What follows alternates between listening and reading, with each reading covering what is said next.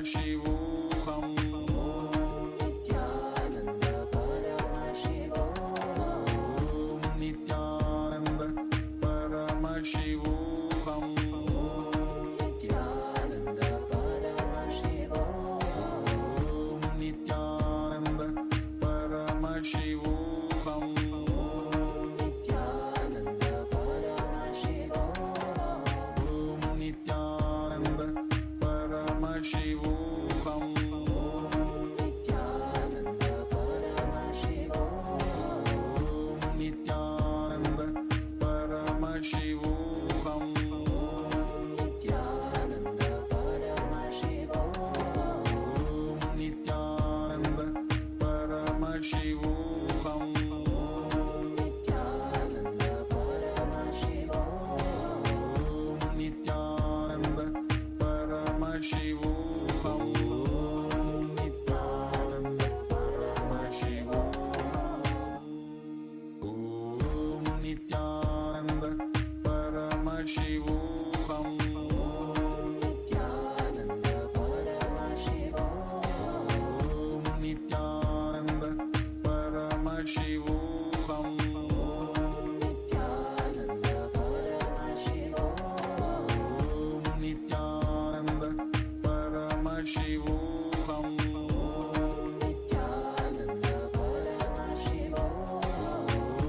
Nithyananda Paramashivoham Nithyananda Paramashivoham Om Nithyananda Paramashivoham Om Nithyananda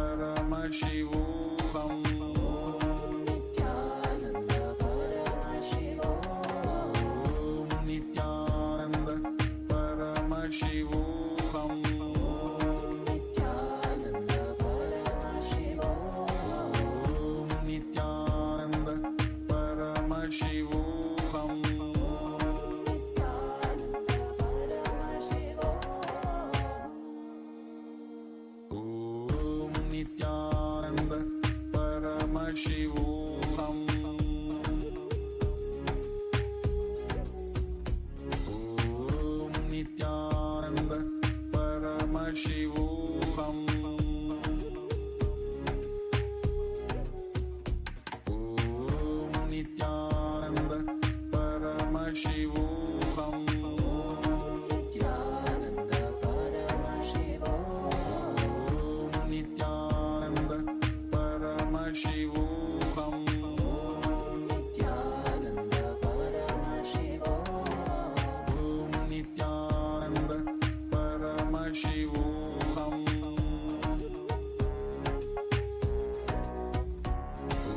Om Nithyananda Paramashivoham Om Nithyananda Paramashivoham Nithyananda Paramashivoham Om Nithyananda Paramashivoham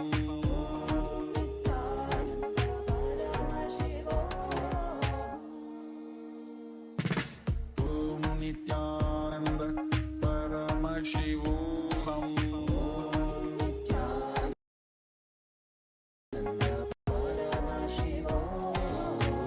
Nithyananda Paramashivoham Nithyananda Paramashivoham Om Nithyananda Paramashivoham Nithyananda Paramashivoham Om Nithyananda Paramashivoham Nithyananda Paramashivoham Om Nithyananda Paramashivoham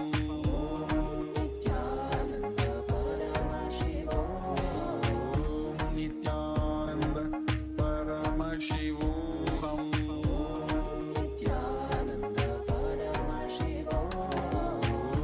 Nithyananda Paramashivoham Om Nithyananda Paramashivoham Nithyananda Paramashivoham Om Nithyananda Paramashivoham Om Nithyananda Paramashivoham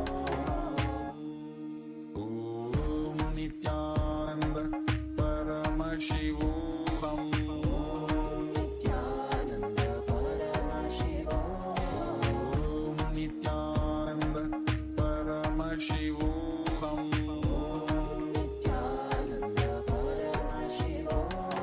Om Nithyananda Paramashivoham Nithyananda Paramashivoham Om Nithyananda Paramashivoham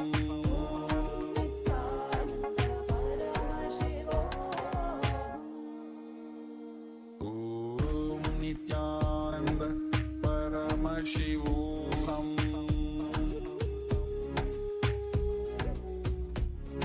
Om Nithyananda Paramashivoham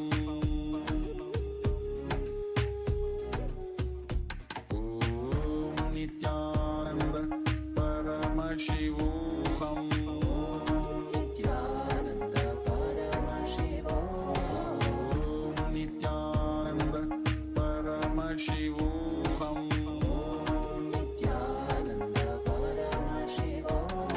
Om Nithyananda Paramashivoham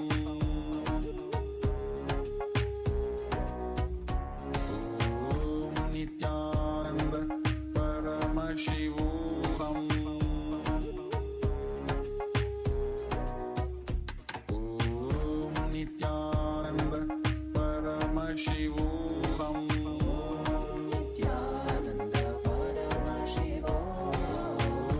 Nithyananda Paramashivoham Om Nithyananda Paramashivoham Om Nithyananda Paramashivoham Nithyananda Paramashivoham Om Nithyananda Paramashivoham Nithyananda Paramashivoham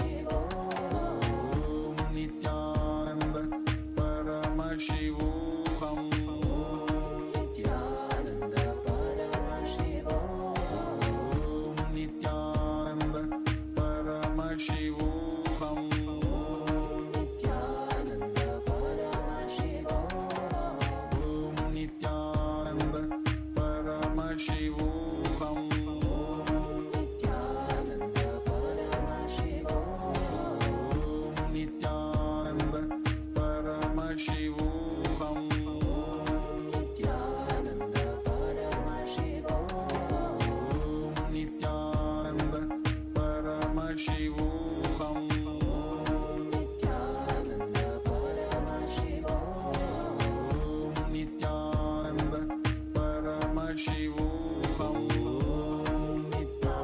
Nithyananda Paramashivoham Om Nithyananda Paramashivoham Nithyananda Paramashivoham Nithyananda Paramashivoham.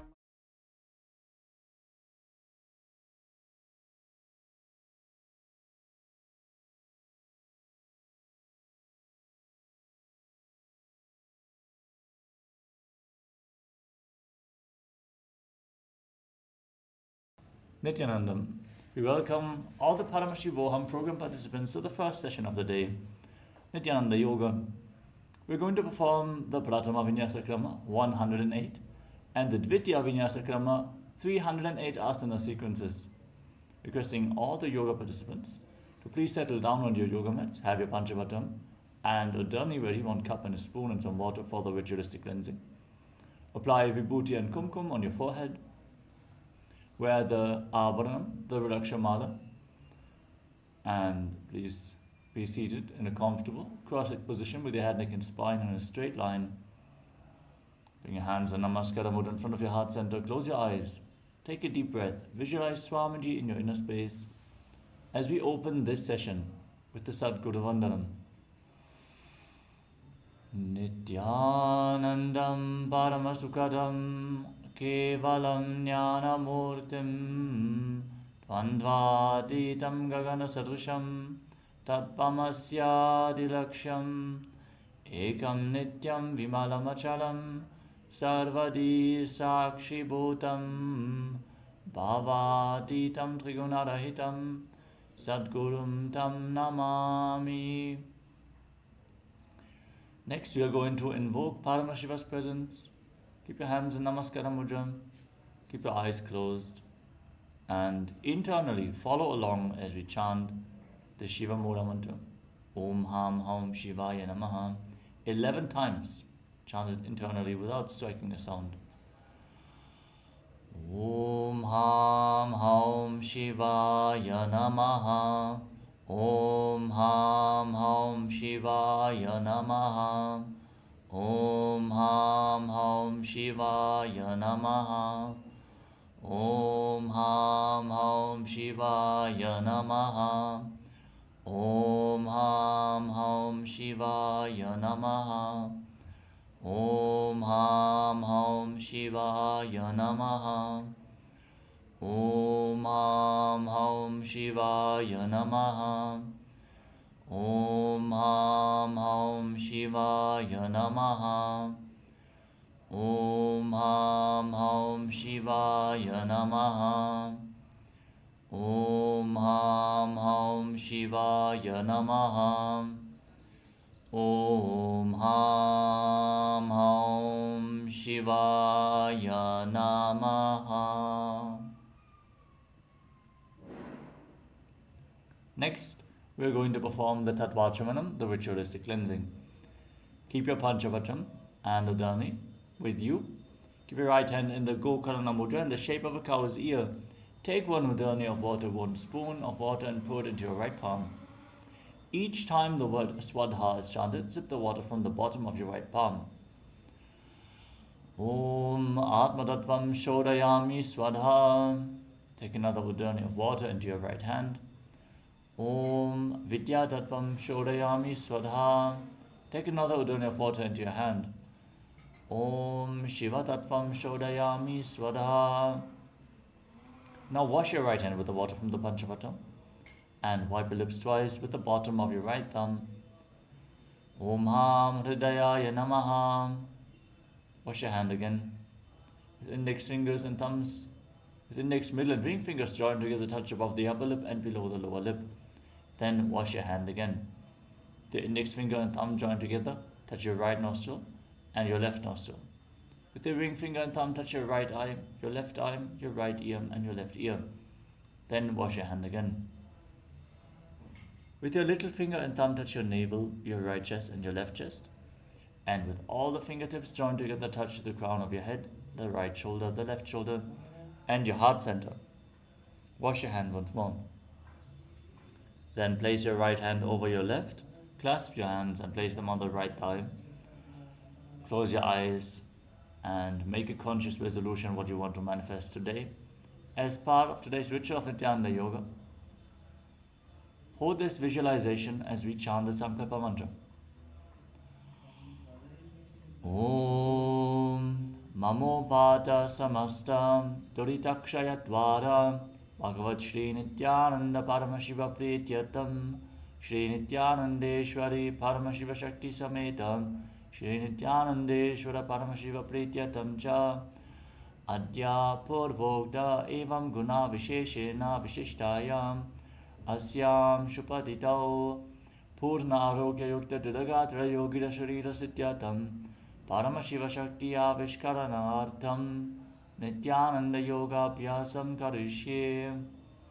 Now wash your right hand once more. Om Apaupasprishyam. And place Panchapatam and Udani aside out of harm's way. So we can safely enter into this ritual of Nithyananda Yoga, starting off with the first asana, Sukhasana. In a comfortable cross-legged position, keeping your head, neck and spine in a straight line, place your hands on top of the knees in Bindu Mudra, index fingers and thumbs touching. Visualize Lord Shiva in your inner space. Breathe in Samana Kumbhaka, inhale fully, hold your breath. Then exhale fully, again hold your breath in the navel region. Meditate on a flame in your stomach. Engage Mula Bandha, the root lock, contracting your perineal floor and pulling it inwards. Uddiyana Bandha, the abdominal lock, contracting your abdominal muscles above and below the navel, and pulling your stomach in and up towards your spine. And the Jalandhara Bandha, the throat lock, tucking your chin to the chest, internally contracting the throat muscles. All the three bandhas performed together form Mahamudra Bandha, to which you are going to refer various times throughout this sequence.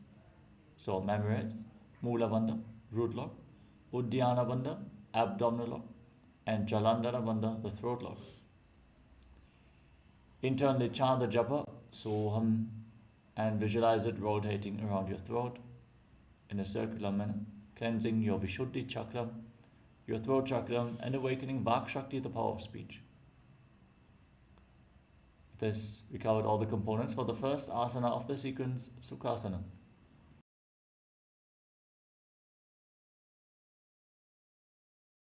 Sukhasana.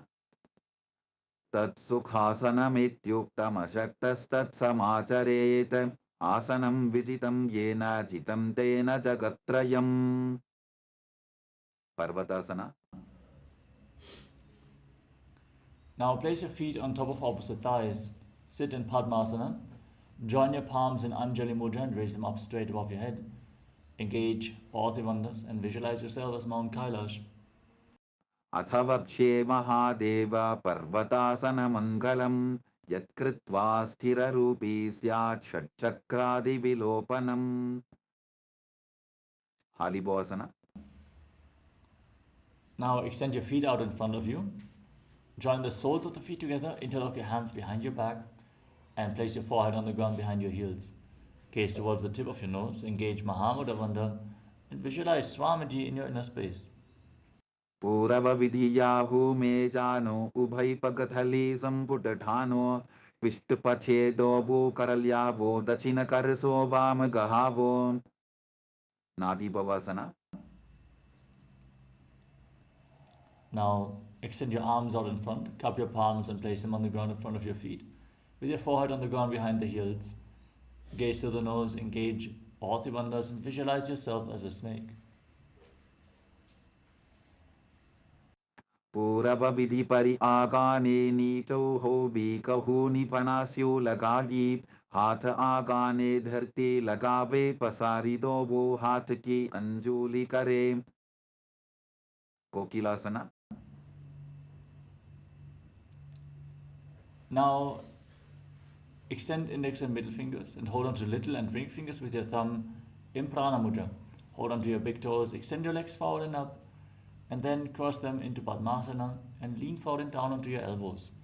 Engage Mahamudra Bandha, all the bandhas, and visualize yourself as a bird.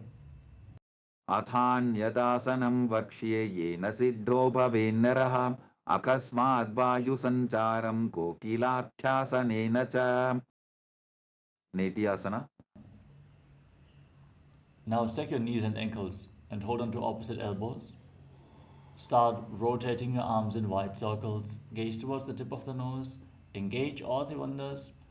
Every once in a while, change the direction of the movement and keep visualizing Swamiji in your inner space in Nithyananda. घोड़ा बामा पाद की आशमाशिली सोज दक्ष चरण को बारलौता परिकुल्फ समोज वाम पाद को महिलौ बहुरौ बुल्फजु जान तापरि घोड़ा दक्ष की आश बारली ढान. Gajasana. Now place your palms flat on the ground and keep your hips raised. Scoop your head and chest forward and down. Pull your stomach in and up in Uddiyana Bandha, the abdominal lock. Visualizing yourself as an elephant.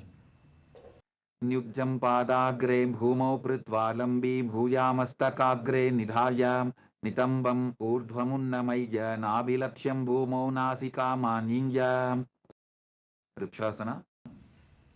From the same position, now push one heel into the ground and lift the other heel up alternatingly. Visualize yourself as a bear as you keep Uddiyana Bandha engaged.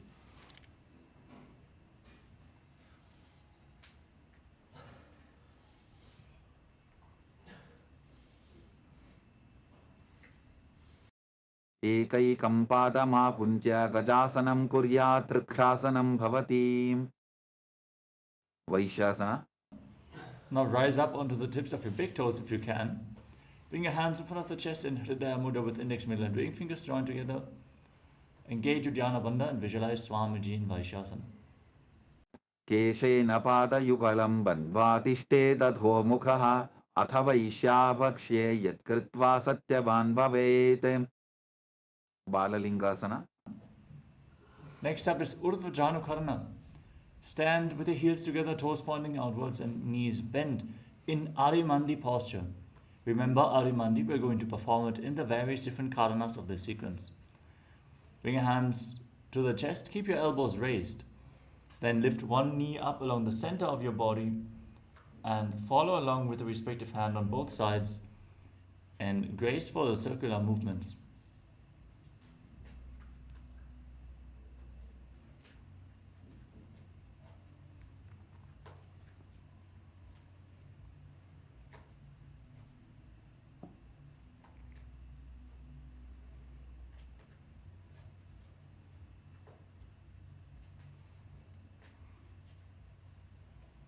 Next up is Bala Lingasana.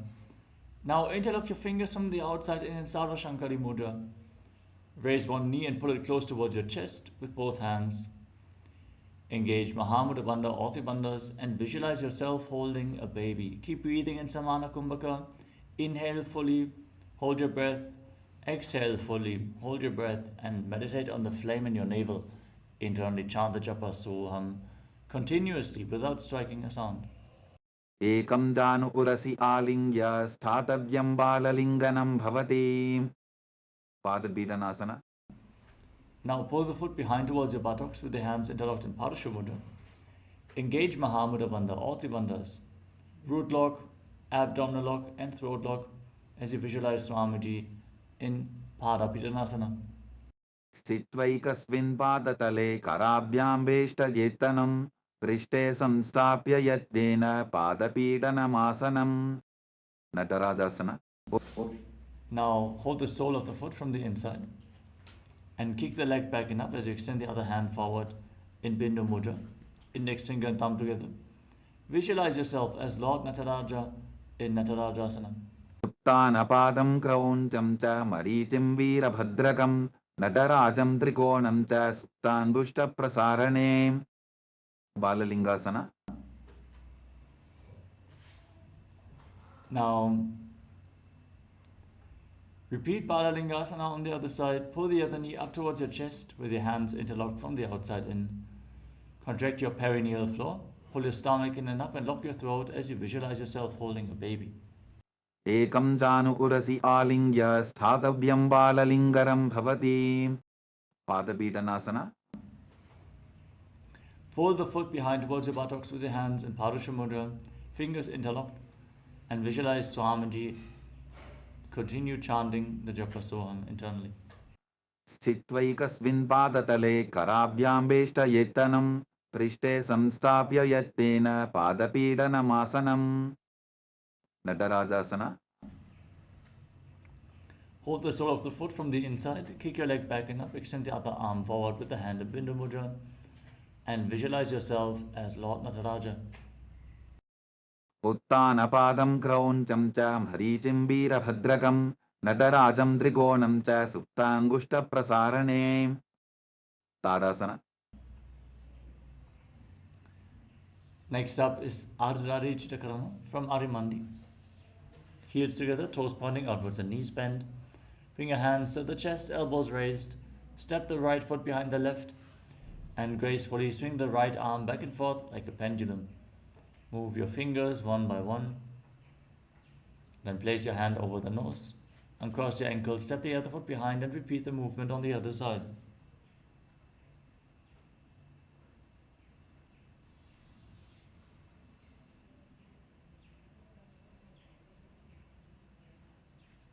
Moving on to the skeleton dance. Now visualize yourself as a skeleton and shake your body intensely.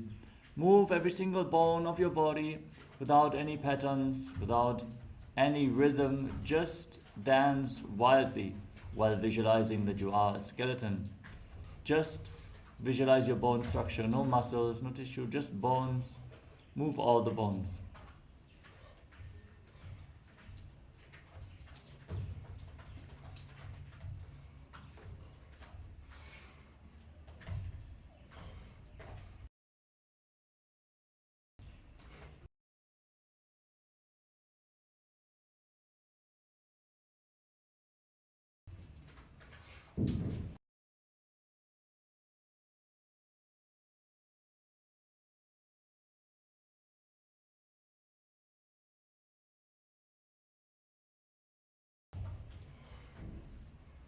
Moving on to Katechina Karana from Arimandi. Cross your arms over top of your head and rotate your body to one side. Open up your arms. Then cross them back as you return to the center. Open your arms up to the other side again and again in Katechina Karana. Om Nithyananda Paramashivoham Nithyananda Paramashivoham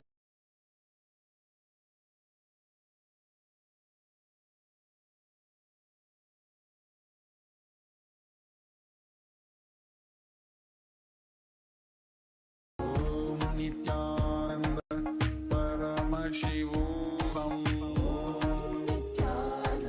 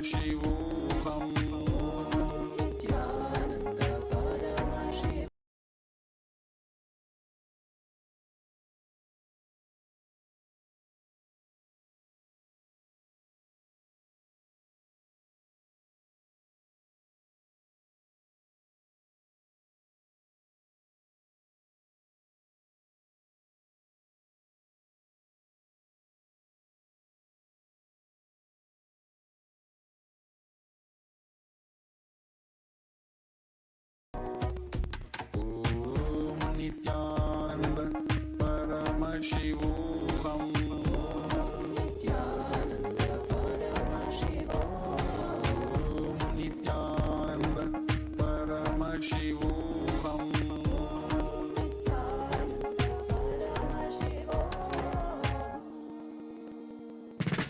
Om Nithyananda Paramashivoham Nithyananda Paramashivoham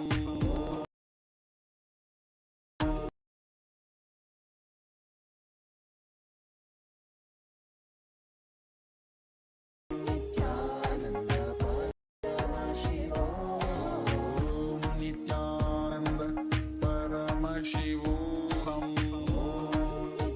Nithyananda Paramashivoham Nithyananda Paramashivoham Nithyananda Paramashivoham Nithyananda Paramashivoham Nithyananda Paramashivoham Nithyananda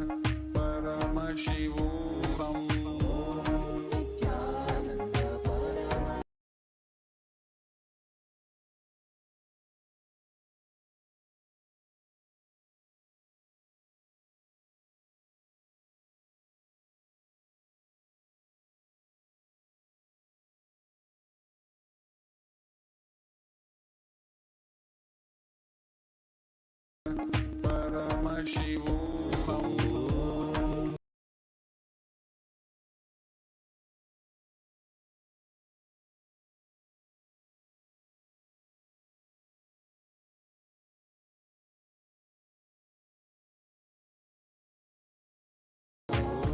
Nithyananda Paramashivoham Nithyananda Paramashivoham Nithyananda Paramashivoham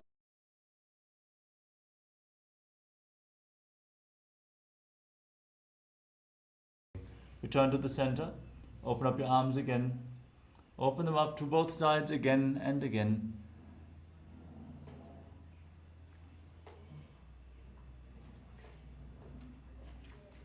Moving on to Tadasana. Now stand on the tips of your toes. Raise your arms up parallel above your head. Engage Mahamudra Bandha. Visualize yourself as a palm tree and internally chant the Nujapa Shivoham. महामुद्राबद्धकोनौ ताडासनविभेदकान् विनोत्तानं सदा कुर्यादन्तर्वत्नीपतिप्रियाम् Uttanasana. Now lean forward and down and place your palms on the mat. Engage Mahamudra Bandha, all three bandhas.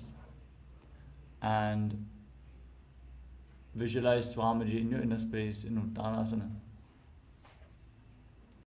महामुद्राबद्धकोनौ ताडासनविभेदकान् विनोत्तानं सदा कुर्यादन्तर्वत्नीपतिप्रियाम् Tarakshvasana.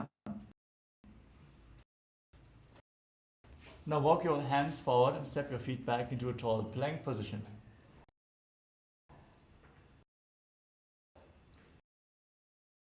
Lock your throat and rotate your head from side to side as you visualize Swamiji in your inner space. गजासनवस्थित्वा मस्तकं वारं वारं दक्षिणकुक्षिं सव्यकुक्षिं नजेत् तरक्ष्वासनं भवति. Bhujangasana. Now lower yourself down, lay on your stomach with your hands at the side of the shoulders, raise your head and chest by the strength of your lower back, open up your mouth and inhale through your throat in Bhujangani Mudra, visualizing yourself as a cobra. अंगुष्ठनाभिपर्यन्तम् अधो भूमौ विनिन्यसेत् कराभ्यान्तदरान् धृत्वा ऊर्ध्वशीर्षफणीवशी देहाग्निर्वर्धते नित्यं सर्वरोगविनाशनं जागर्ति भुजगी देवी भुजङ्गासनसाधनात्. Shashasana. Now push yourself up into a plank position and alternate pulling your knees in towards your chest back and forth. Breathe calmly through your nose and lead the prana along your spine, holding your breath along the various energy centers of your spine. In Sahadra Kumbhaka, and visualize Swamiji in Shashasana. गजासन संस्थितौ जानुद्वयमाकुञ्च वारं वारं कर्तव्यं शशासनं भवति. Rathasana. Now step one foot forward in between the two hands. Simultaneously jump the front foot back and bring the other foot forward again and again as you visualize yourself as a chariot. Gajasana samsthito evaikam padam purvamargena bhramajitva kartavyam tathasanam bhavati. Veerabhadrasana. Now rise up. Keep one foot forward and the other foot far back with the back toes facing sideways. The front knee bent at a 90-degree angle. Raise your arms up parallel above your head and engage Uddiyana Bandha, the abdominal lock. Gaze towards your third eye and visualize yourself as Lord Veerabhadra. Vasishtamata kaundinyam urdhakukkudamevacha ashtavakramatottanam mayuram setu bandhanam uttanapadam krauncham cha marichim veerabhadrakam natarajam trikonam cha suptangushta prasarane. Veerabhadrasana. Now exchange the position of your feet. Raise your arms up, gaze to your third eye and visualize yourself as Lord Veerabhadra in Veerabhadrasana on the other side. Vasishtamata kaundinyam urdhakukkudamevacha ashtavakramatottanam mayuram setu bandhanam uttanapadam krauncham cha marichim veerabhadrakam natarajam trikonam cha suptangushta prasarane. Vrikshasana. Now raise one foot towards the inner opposite thigh. Join your hands in Anjali Mudra and raise them up above your head. Engage Uddiyana Bandha and visualize yourself as a tree.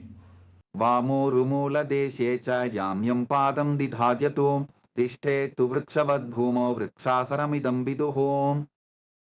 Gurvasana. Now bring the raised foot on the opposite hip and your hands in Namaskara Mudra in front of your heart center, visualizing yourself as Lord Garuda.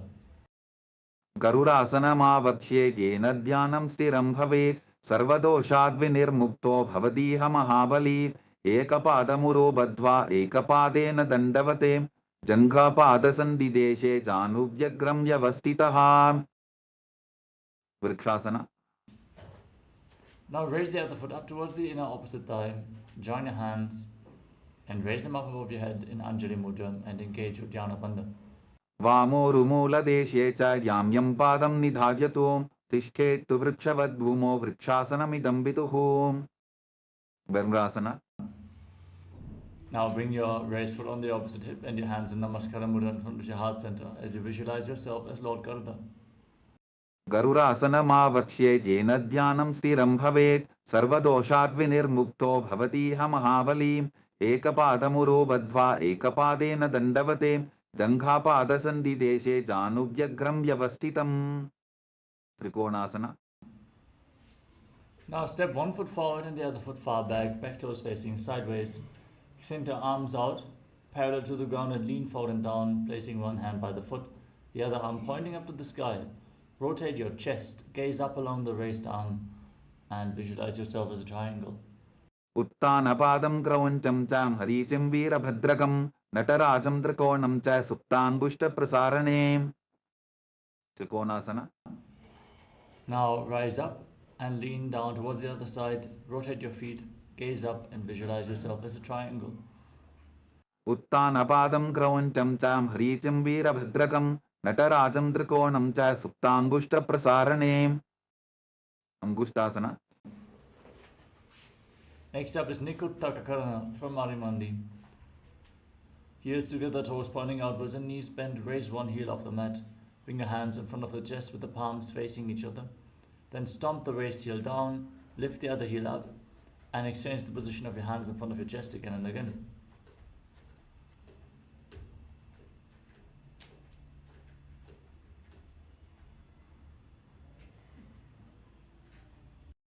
Kabandhasanamityāhuhu gorakṣāsanameva angushtamushtikam nyayam brahma prasaditam tatha.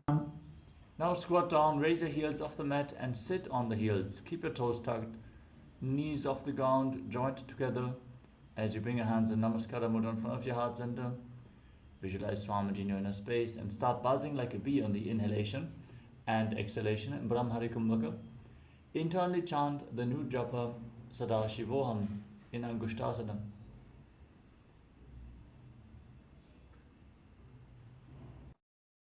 Saurasana.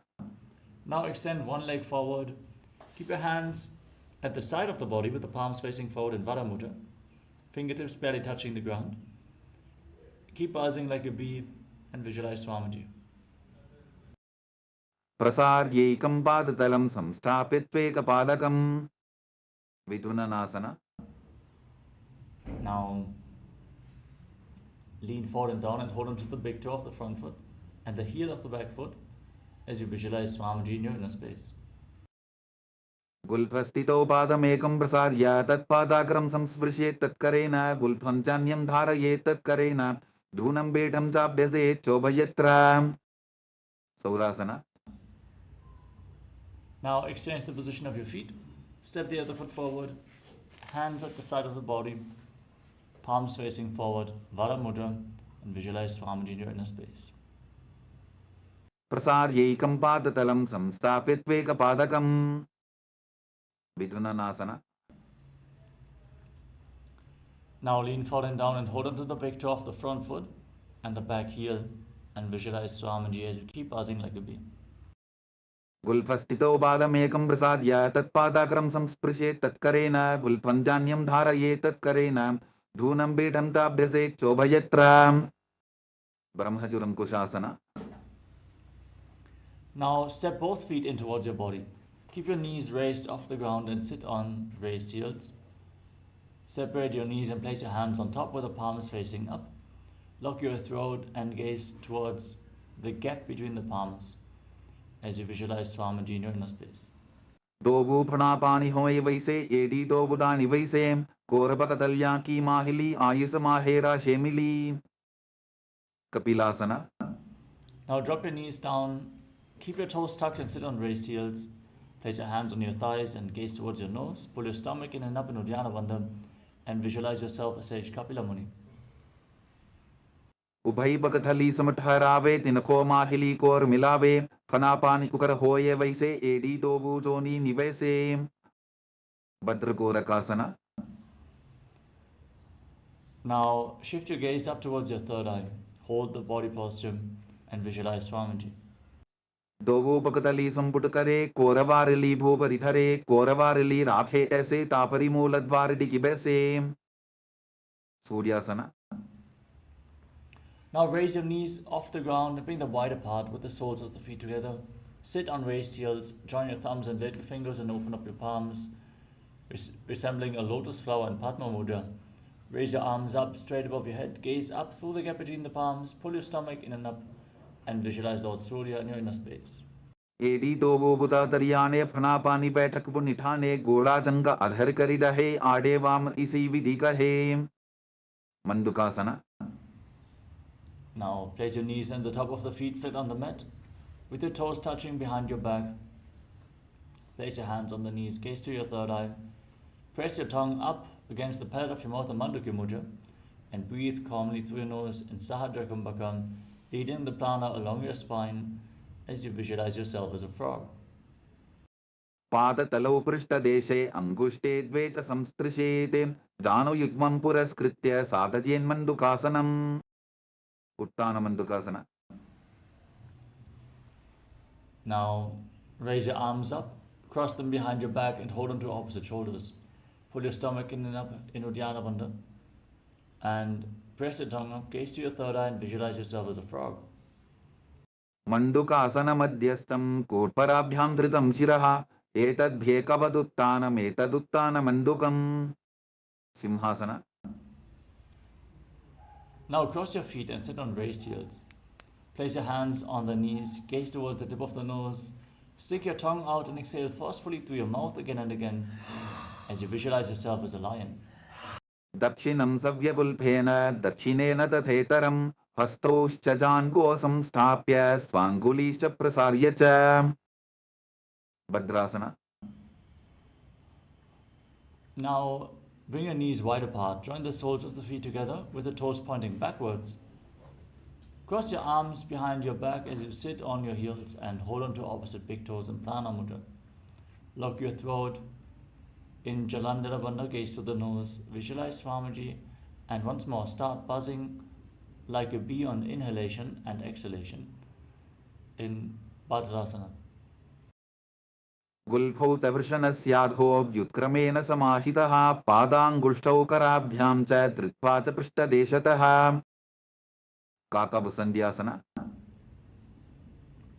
Now place your feet flat on the mat and keep your knees raised. Bring your arms in between the legs and wrap them around behind your back. Try to interlock your fingers behind your back in Paramashivoham as you gaze to the tip of the nose and visualize yourself as a crow. प्रथमे बेसको कृठाने Dogu हाथपकं वीस आने तिनको मोडिनल्यापरिल्यावे पिष्टपछे काकसी करावे कानिपोहसना. Now place your palms on the ground in front of you. Bring your knees onto your arms towards your armpits. Lean forward, find balance. Lift your feet off the mat and visualize yourself. Visualize Swamiji in your inner space. आसन को गुण आशीर्षिता होगी तो आची होई कपालियासना. Now place your head on the ground, forming a triangle between your head and your hands. Bring your knees onto your elbows, your hips above your shoulders, and then kick your legs up into a headstand. Lean against the wall for support if needed as you gaze to your nose and visualize Swamiji still buzzing like a bee in Brahmani Kumbhaka.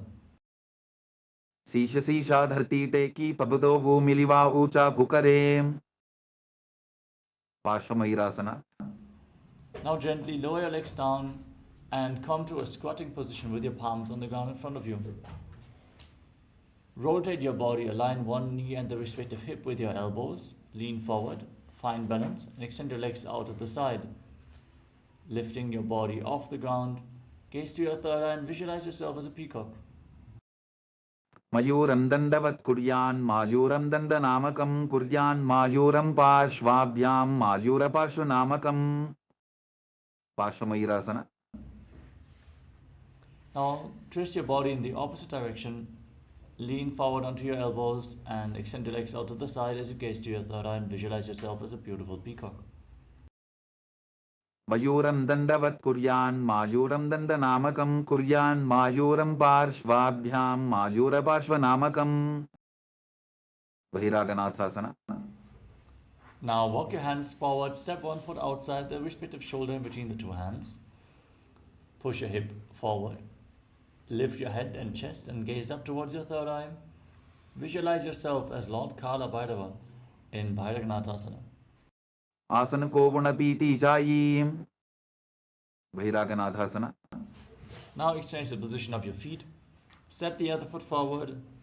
Raise your head and gaze up, visualizing yourself as Lord Kala Bhairava. आसन को गुण पीति जायी उन्मुख पीठासना. Now step both feet back.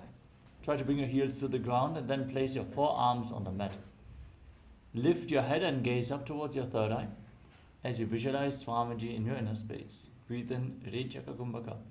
Exhale slowly and deeply and then hold your breath after each exhalation. भून्निष्ठौ जानुनी हस्तौ चतुष्पदममाङ्मुखम् उत्थापिताङ्घ्रियुगलकटिस्थलमभिरुका वसिष्ठासना. Now rise back up onto your hands. Rotate your body and lift one arm up to the sky. Gaze up along the raised arm and visualize yourself as Sage Vashishta. ऊर्ध्वकुक्कुटवासिष्ठमरीच्यहलमत्स्यकं परिवृत्तिं चोदरस्य विविधं धनुरासनम् वसिष्ठासना. Now rotate your body in the opposite direction. Repeat Vashishtasana on the other side. ऊर्ध्वकुक्कुटवासिष्ठमरीच्यहलमत्स्यकं परिवृत्तिं चोदरस्य विविधं धनुरासनम् अंजनीयासना. Now come to a seated position with your legs extended forward. Bring your hands underneath the buttocks with the palms facing up. Lock your throat in Jalandhara Bandha, gaze towards the tip of the nose and visualize yourself as Lord Hanuman as you internally chant the new japa Paramashivoham and breathe in Rechaka Kumbhaka. दोबो करकी ube हथेली कोरवारली मैले बेली सो आगाने भूपरिदाशे महाने अंगुली मिलिराशे पश्चिमदानासना. Now lean forward and down and hold onto the big toes in Prana Mudra as you engage Mahamudra Bandha, all the bandhas, and visualize Swamiji in Paschimottanasana. जानु परिललाटन्तु पश्चिमं तानमुच्यते येन केन प्रकारेण सुखं धार्यं च जायते ugrasana. Now rise up, slightly separate your knees, interlock your hands around your neck and lean forward and down. Bring your elbows outside the knees and engage Mahamudra Bandha as you visualize Goddess Kali in your inner space. स्वपाणिभ्यां दृढं धृत्वा जानुपरि शिरोन्यसेत् आसनोग्रमिदं प्रोक्तं भवेदनिलदीपनं देहावसानहरणं पश्चिमोत्तानसंज्ञकं ययेत् तदासनं श्रेष्ठं प्रत्यहं धारयेत् सुधीः. Varichiyasana. Now rise up, step one foot in towards your body with the heel close to the perineum. Wrap your arm around the raised knee and interlock your hands behind your back as you visualize yourself as Marichi. उत्तानपादं क्रौञ्चं च ह्रीचं वीरभद्रकं नटराजं त्रिकोणं च सुप्ताङ्गुष्ठप्रसारणे. Mahamudrasana. Now drop the waist into the side, keep the heel against the perineum. Wrap your arm around the raised knee and interlock your hands behind your back. Lean forward and down. Lean forward and down and extend your arms out in front, holding on to the front foot with both hands. Gaze to the nose and visualize Swamiji. As you exhale, hold your breath and engage Mahamudra Bandha in Mahamudrasana. महामुद्रां प्रवक्ष्यामि तन्त्रेऽस्मिन् मम वल्लभे यां प्राप्य सिद्धा सिद्धिं च कपिलाद्याः पुरागताः. Varichiyasana. Now rise up, exchange the position of your feet. Step the other foot in towards your perineum with the knee raised. Wrap your arms around, interlock your hands behind your back and lean forward and down, visualizing yourself as Marichi. उत्तानपादं क्रौञ्चं च ह्रीचं वीरभद्रकं नटराजं त्रिकोणं च सुप्ताङ्गुष्ठप्रसारणे. Mahamudrasana. Now drop the wrist into the side, keep the heel against the perineum and lean forward and down. Catch the front foot with both hands if you can, otherwise you can hold onto your shin. Try to bring your forehead against your knee as you engage Mahamudra Bandha, gaze to the nose and visualize Swamiji. महामुद्रां प्रवक्ष्यामि तन्त्रेऽस्मिन् मम वल्लभे यां प्राप्य सिद्धा सिद्धिं च कपिलाद्याः पुरागताः. Bhadrasana. Now rise up, join the soles of your feet together, interlock your fingers around your toes. Pull your heels firmly against your perineum and push your knees to the mat by the strength of your groin. Gaze up towards your third eye and visualize Swamiji in your inner space. गुल्फौ तवृषणस्यादः सीवन्त्याः पार्श्वयोः क्षिपेत् पादपार्श्वे तु पाणिभ्यां दृढं बद्ध्वा सुनिश्चरम्. Valipavasana. Now slightly extend your feet away from your body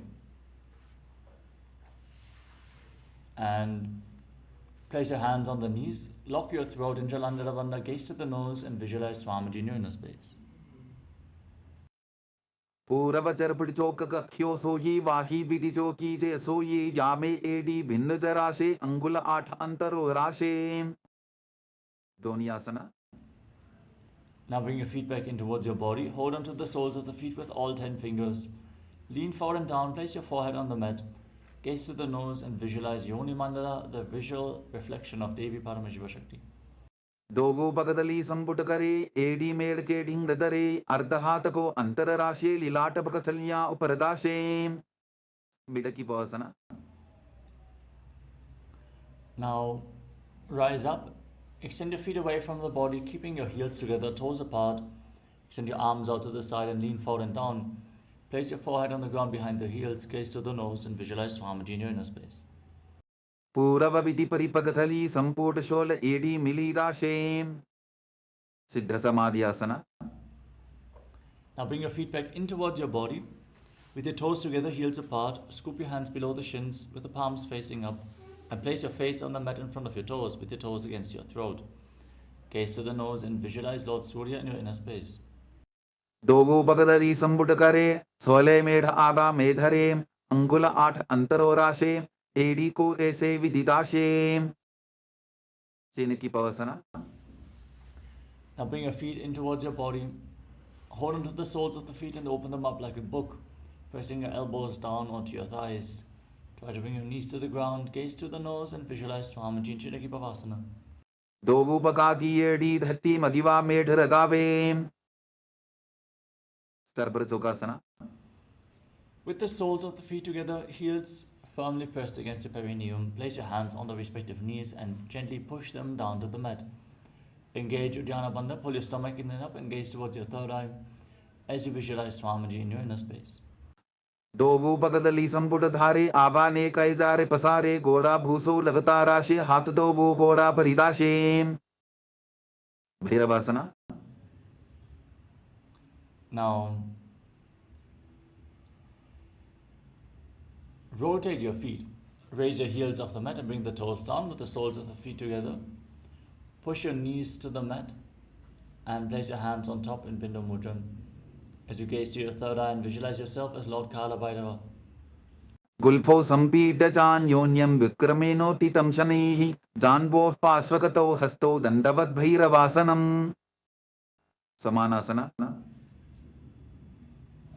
Now, bring one heel against your perineum and lift the other foot up towards your chest with both hands. Gaze towards your third eye and visualize Swamiji in Samanasana. समानासनमावक्ष्ये सिद्धमन्त्रादिसाधनात् एकपादमरो दत्वा गुह्योऽन्यलिङ्गवत्रके. उपानासना. Now, lift the leg over your shoulder and extend your opposite leg forward and up. Keep your hands at the side for balance and gaze towards your third eye. Visualize Swamiji in your inner space. केवलं पादमेकञ्च स्कन्धे चारोपे यत्ततः एकपादेन गगने तिष्ठे तदण्डवत्र भोन्. समानासना. Now exchange the position of your feet. Lift the other foot towards your chest. Gaze to your third eye and visualize Swamiji. समानासनमावक्ष्ये सिद्धमन्त्रादिसाधनात् एकपादमरो दत्वा गुह्योऽन्यलिङ्गवत्रके. अपानासना. Now lift the leg up over top of your shoulder and keep your hands down on the ground at the side of your body as you extend the opposite leg forward and up. Gaze towards your third eye and visualize Swamiji. केवलं पादमेकञ्च स्कन्धे चारोपे यत्ततः एकपादेन गगने तिष्ठे तदण्डवत्र भोन्. Vomkhasana. Now stick your knees in front and keep your feet outside opposite hips. Interlock your fingers and place them on the top knee as you gaze to your nose and visualize the face of a cow in Gomukhasana. Breathe in Sheetkari Kumbhaka. Hiss through your teeth on the inhalation. Exhale through your nose and internally chant the new japa Om Nithyananda.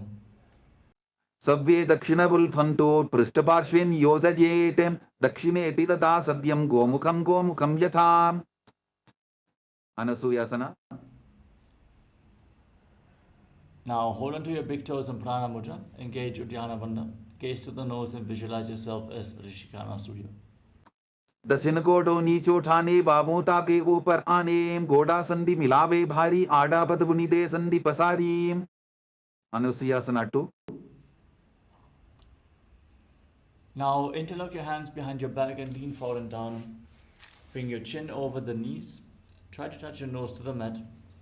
Gaze to the nose and visualize yourself as Rishikana Surya. जीमना गोदा की संधि उपरिडा बागोड़ा की संधि मिलाई राशे गोड़ा से उले पकतल्यालो आरवाई सुधा राशे. Garvasana 2. Now place the right foot flat on the mat and bring the left heel against your perineum. Place your hands on the respective knees. Gaze to your nose and visualize yourself as Lord Garuda. दावो बकमोड़ी येडी बाहिला बुल्फमूल द्वारनी सैदे. नारदासना. Now sit on the heel, interlock your hands around your neck and twist your elbows outside the raised knee. Gaze up towards your third eye and visualize yourself as Sage Narada. पिष्टि जवाम बगदली केरी भूपरिता हिलवा वेफेरी गोडा सुदोफ no है जोगी the छिपाशिती राशे सोगी. मत्स्य बीटकासना. Now place the left foot on the right thigh. Hold onto the right shin with your left hand and the right big toe. with the right hand in Prana Mudra as you gaze to your nose and visualize Matsya, the fish avatar of Lord Vishnu in Matsya Pitakasana. वामेन वामाङ्गुष्टन्तो गृहीतं मज्जपीठकं योरिवामेन संबीड्य मेढ्रादुपरि दक्षिणम् वोमखासना. Now, again, stake your knees in front, interlock your fingers on the top knee, gaze to the nose and visualize the face of a cow. Keep breathing in Sheetkari Kumbhaka, in Gomukhasana on the other side. सव्ये दक्षिणपुल्फन्तो पृष्ठपार्श्वेन योजयेत् दक्षिणेऽपि तथा सव्यं गोमुखं गोमुखं यथा. Anasuyasana. Now, hold onto your big toes, pull your stomach in and up and gaze to your nose, visualizing yourself as Rishika Anasuya.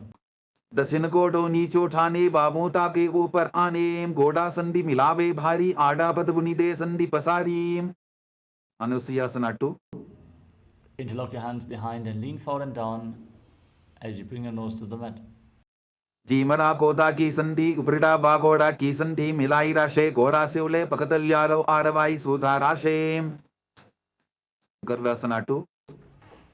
Now place the left foot flat and bring the right foot against your perineum. Hands on the knees, gaze to the nose and visualize yourself as Lord Garuda. दावो बकमोड़ी येडी बाहिला विल्भमूल द्वारे नी सैदे. नारदासना.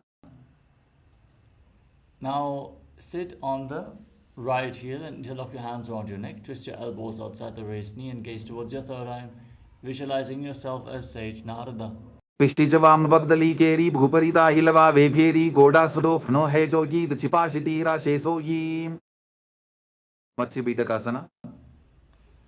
Now place the right foot on the left thigh, hold on to the left big toe in Prana Mudra and the left chin as you gaze to the nose and visualize Matsya, the fish avatar of Lord Vishnu. वामेन वामाङ्गुष्टन्तो गृहीतं मज्जपीठकं योरिवामेन संबीड्य मेढ्रादुपरि दक्षिणम्. Matsyendrasana. Now extend your legs out in front and place the left foot on the right thigh. Raise the right knee, twist your left elbow outside the raised knee. Place the hand by the neck and the other hand on the ground behind you. Gaze towards your third eye and visualize Sage Nithyananda, the master of Hatha Yoga. उदिरं पश्चिमाभासं कृत्वा तिष्ठति यत्ततः नम्राङ्गं वामपादं हि दक्षचानुपरिन्यसेत्. Ubasana. Now extend your front hand down towards the foot, elbow outside the raised knee and hold onto the big toe in Prana Mudra. Place the other hand on your ear, gaze up towards your third eye and visualize yourself as a camel. आसन को गुण झोलो जाए. मत्स्येन्द्रासना 2. Now place the hand from the ear to the ground behind you. Twist your spine, gaze up towards your third eye and visualize Sage Nithyananda 2. वत्सेन्द्रपीठं दडर प्रदीप्तिं प्रत्यन्दर पन्दल खण्डनास्त्रम् अभ्यासत kundalini प्रबोधं दण्डस्थिरत्वं हि ददाति पुंसाम्. मत्स्येन्द्रासना. Exchange the position of your legs. Place the right foot on the left thigh. Twist your right elbow outside the raised knee and place the left hand on the ground behind you. Gaze to your third eye and visualize Sage Nithyananda, the master of Hatha Yoga. उदिरं पश्चिमाभासं कृत्वा तिष्ठति यत्ततः नम्राङ्गं वामपादं हि दक्षचानुपरिन्यसेत्. Ubasana. Now extend the front hand down towards the foot and hold onto the big toe in Prana Mudra. Place the other hand on your ear, gaze towards your third eye and visualize yourself as a camel.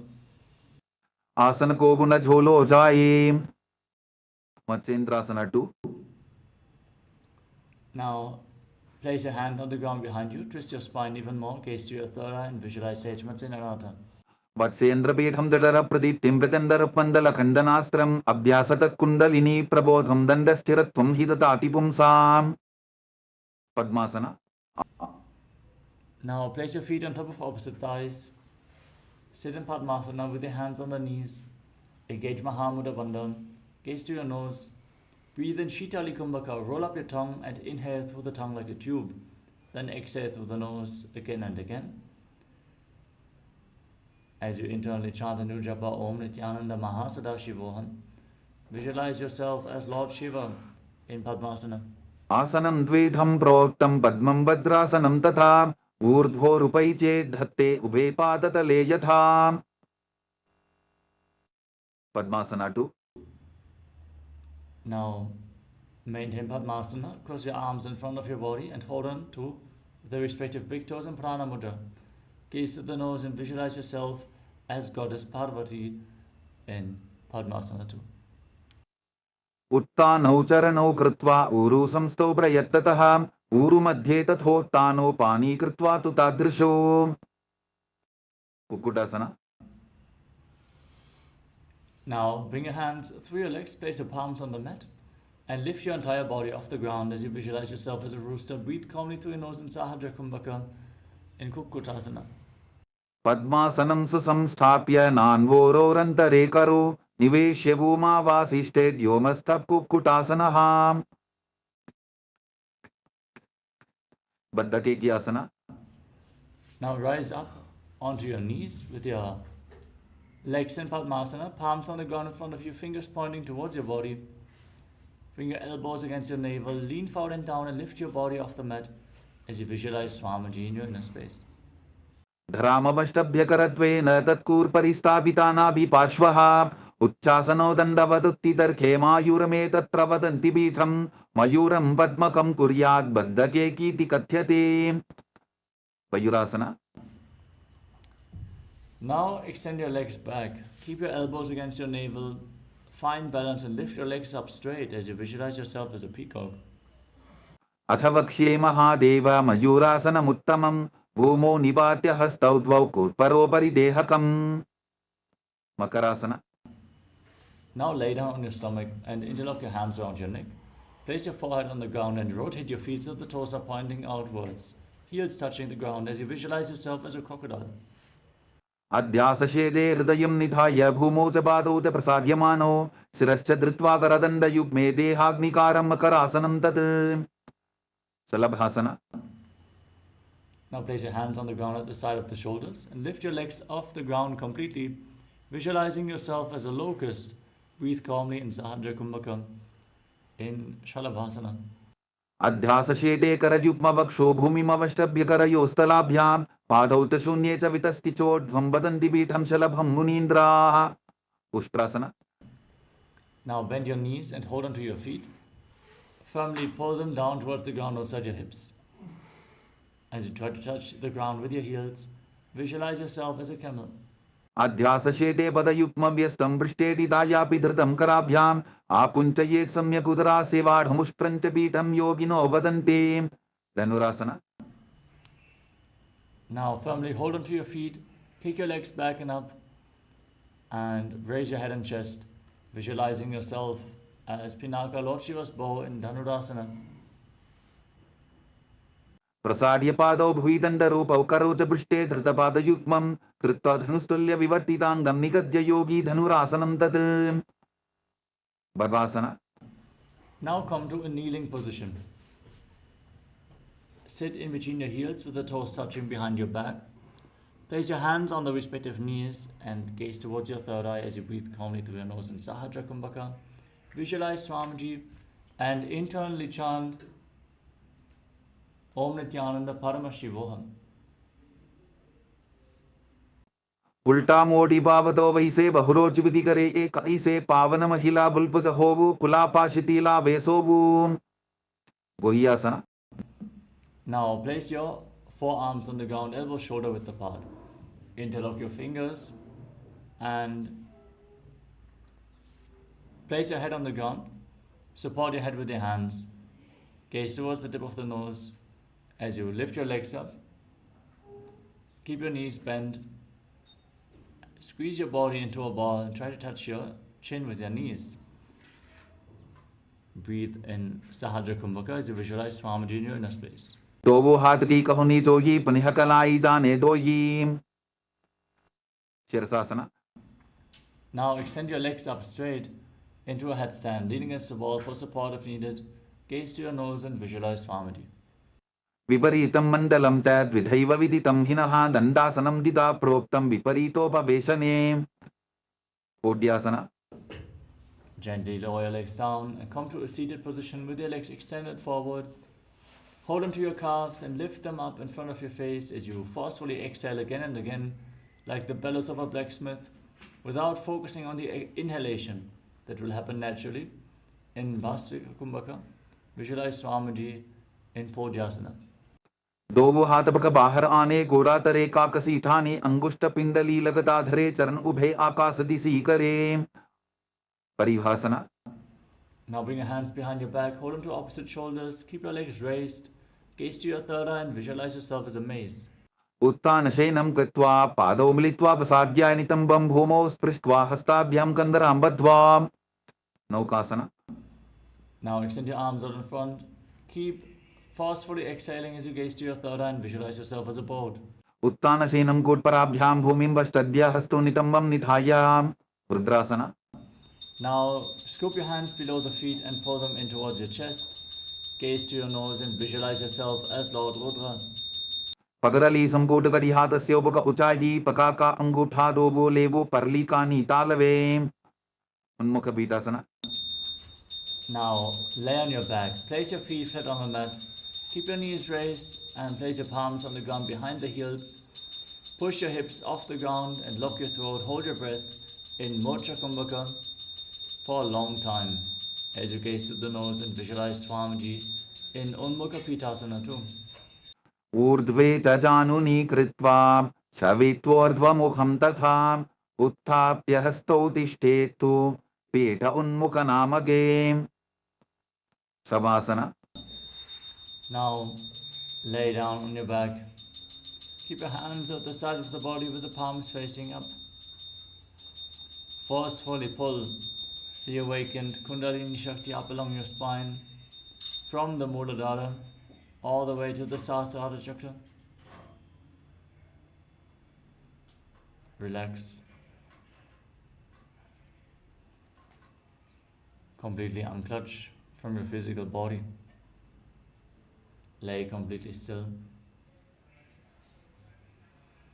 As you visualize your body is dead and Swamiji is liberating you, internally chant the Mahavakya. Om Nithyananda Paramashivoham. In Shivasana.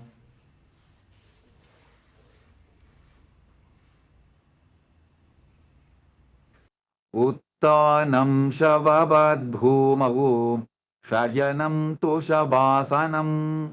शवासनं श्रान्तिहरं चित्तविश्रान्तिकारकम्.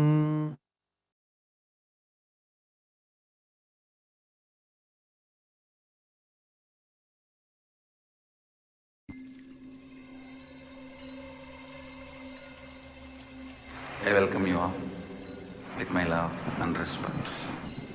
Let you all open all your three eyes. Om Nithyananda Paramashivoham.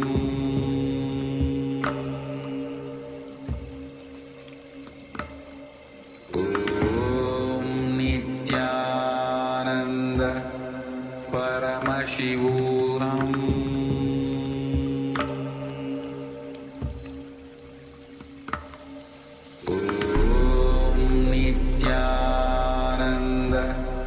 Paramashivoham.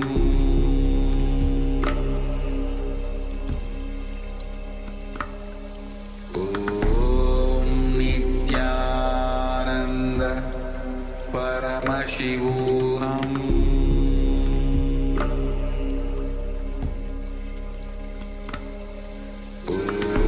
Om Nithyananda Paramashivoham.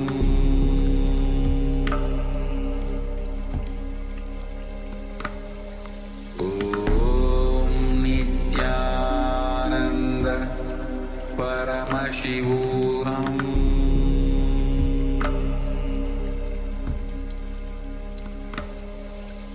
Om Nithyananda Paramashivoham.